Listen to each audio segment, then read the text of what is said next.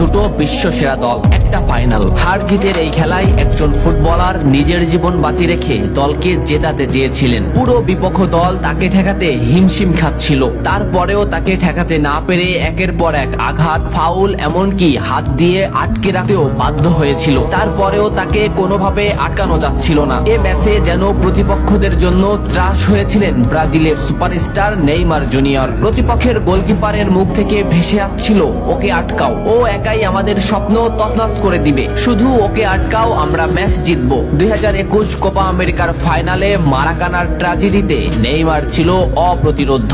স্মৃতির পালে হাওয়া দিয়ে চলুন দেখি এ ম্যাচে নেইমার প্রতিপক্ষদের জন্য কতটা দুর্বিষহ ছিল। এক অসাধারণ স্কিল দিয়ে ম্যাচটা শুরু করেন নেইমার। লো সেলসোর মাথার উপর দিয়ে এক অসাধারণ ড্রাবলে বল নিয়ে নেইমার বিপক্ষ দলকে বুঝিয়ে দিলেন যে এই ম্যাচটি হবে নেইমারময়। এই মোমেন্টটা লক্ষ্য করুন, মাঝ মাঠে বল, ক্যাসিমিরো নেইমারকে বল দিল। এই মোমেন্টে পিছন থেকে দি বল, সামনে থেকে আর্জেন্টিনার আরেকটি খেলোয়াড় সরাসরি নেইমারের পায়ে ট্যাকেল করলো। এভাবেই চলতে থাকে ম্যাচ। ম্যাচের 12 মিনিটে নেইমারের উপর যে আক্রমণ চলছে তার কিছুটা প্রমাণ মেলে। প্রতিপক্ষের খেলোয়াড়রা নেইমারের প্যান্টি ছিঁড়ে ফেলে, নেইমার সেটা রেফারিকে দেখায়। ম্যাচের 15 মিনিটে আবারও নেইমার বল নিয়ে সামনে আগাচ্ছে, কিন্তু আর্জেন্টিনার একটি খেলোয়াড় তাকে সরাসরি পায়ে ট্যাকেল করে, মাটিতে গড়িয়ে পড়েন তিনি। এত কিছু করেও নেইমারকে তারা আটকাতে পারছিল না। ম্যাচের এই মোমেন্টটা লক্ষ্য করুন, লেফট সাইড থেকে বল টেনে নিচ্ছে নেইমার। এই মোমেন্টে নেইমারকে ঘিরে আসছে প্রতিপক্ষের 4টি খেলোয়াড়। দুটি খেলোয়াড় সরাসরি নেইমারকে পায়ে ট্যাকেল দিলেন,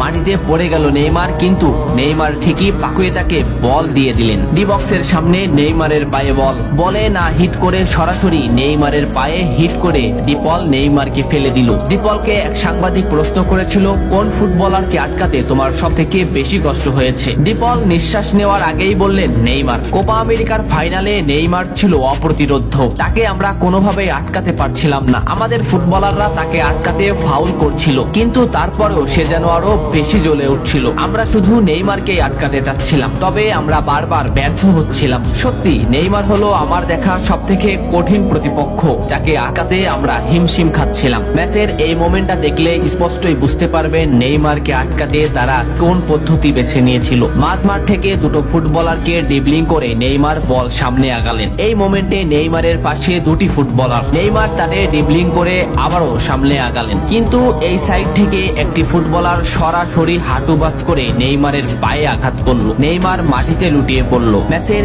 এই মোমেন্টটা লক্ষ্য করুন, কেন ডিপলরা সেদিন নেইমারকে আটকাতে পারছিল না তারই একটা উদাহরণ। লেফট সাইডে নেইমারের পায়ে বল, সামনে প্রতিপক্ষের একটি ফুটবলার, নেইমার ড্রিবলিং করে তাকে